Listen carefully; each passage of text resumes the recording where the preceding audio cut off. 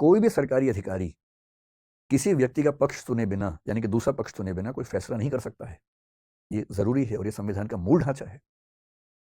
सरकार का कोई भी अधिकारी आपके खिलाफ कोई फैसला बिना आपको सुनवाई का मौका दिए कर ही नहीं सकता है।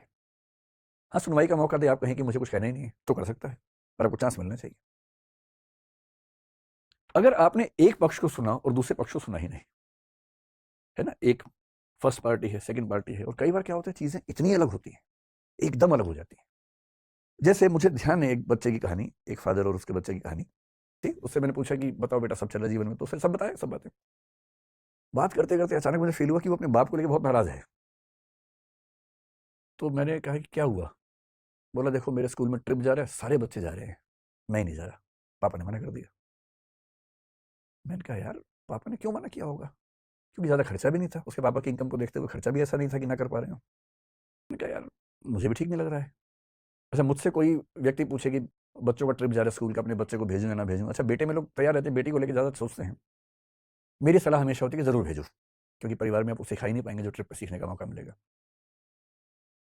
तो मैंने उसके पिता से, जो वहीं थे आसपास, अलग से बात की। मैंने कहा बड़ा नाराज है मेरा छोरा, कह रहा है कि पापा भेज नहीं रहे ट्रिप पे। अब सोचिए, मैं जब उसके पिता से मिलने गया, मेरे मन में ये भाव था कि ये ऐसी मूर्खता क्यों कर रहा है, क्यों नहीं भेज रहा उसे? और उसके बाप ने साइड में ले जाकर क्या बोला मुझे? बोला सर, दिक्कत क्या है, डॉक्टर ने मना किया है, इसके हार्ट में प्रॉब्लम है। डॉक्टर ने कहा है कि भूल के भी बाहर नहीं भेजना है, और ये भी कहा है कि इसको पता भी नहीं चलना चाहिए कि प्रॉब्लम है। अगर इसको बता दिया इस उम्र में कि हार्ट में दिक्कत है, तो जिंदगी खत्म। भेज दिया तो वैसे खत्म। तो करें क्या? अब देखिए, दूसरा पक्ष सुनते क्या, वो पर्सपेक्टिव पूरा चेंज हो गया। आप तो गुस्से में थे कि कैसा बाप है। तो बच्चा मुझसे पूछा, बच्चे को लग रहा है कि मैं उसकी अप्रोच लगाने गया हूँ, सिफारिश करने गया हूँ। वो मुझसे पूछता है कि बात करिए अपने, अब मैं इससे क्या बोलूं? कई बार ऐसा होता है कि आपने एक पक्ष को सुना, आपको लगा इतना ऑथेंटिक है, पर्याप्त है, फैसला कर लो। लेकिन दूसरा पक्ष इतना ड्रामेटिकली अलग होता है, इतना जरूरी होता है कि वो सुनने के बाद आपको लगता है कि ये तो, इसके बिना तो फैसला हो ही नहीं सकता था। इसलिए कोई पक्ष कितना भी कन्विंसिंग हो, पूरा परिवार, पूरा धर्म, पूरा समाज, पूरी राजनीति सब एक तरफ बोल रहे हों, तब भी ध्यान रखना है कि दूसरा पक्ष भी होता है। और जब तक सिक्के का दूसरा पहलू नहीं देखेंगे, आप सच के नजदीक पहुंच नहीं पाएंगे। हमेशा देखिए, कोई इंफॉर्मेशन आई है, नियत का सवाल भी तो हो सकता है ना, किसी ने क्यों आपको बताया?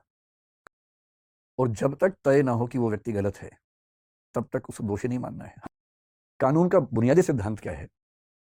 1000 अपराधी भले छूट जाएं, एक भी निर्दोष को सजा नहीं होनी चाहिए। और दुनिया के सारे सभ्य देश इसी उसूल पे चलते हैं। और इसका सिंपल मतलब यह है, जब तक साबित ना हो जाए कि कोई अपराधी है, उसे अपराधी नहीं मानना है, वरना आपकी जिंदगी खराब हो जाएगी। आप सब पे शक करते रहेंगे, सब पे संदेह करते रहेंगे, लोग आपसे बात करना बंद कर देंगे। दो ही तरीके हैं, जब तक साबित नहीं होगा तब तक भरोसा करूंगा, दूसरा जब तक साबित नहीं होगा तब तक शक करूंगा। ज्यादा अच्छा क्या है? भरोसा कीजिए, जब तक साबित ना हो कि भरोसा गलत है। क्योंकि भरोसा बनाना मुश्किल काम है, तोड़ना बहुत आसान काम है। और इसलिए आज के दौर में अगर आप इन प्रिकॉशंस को ध्यान रखते हैं, तो मेरा ख्याल है कि हम बेटर जज होंगे। जज बनना बहुत मुश्किल काम होता है, हम जज बनते बहुत ज़्यादा हैं। अपने मामले में वकील, दूसरों के मामले में जज तुरंत बन जाते हैं। लेकिन जजमेंटल होना जज होना नहीं है, जजमेंटल हुए बिना ठीक फैसला करना जज होना है।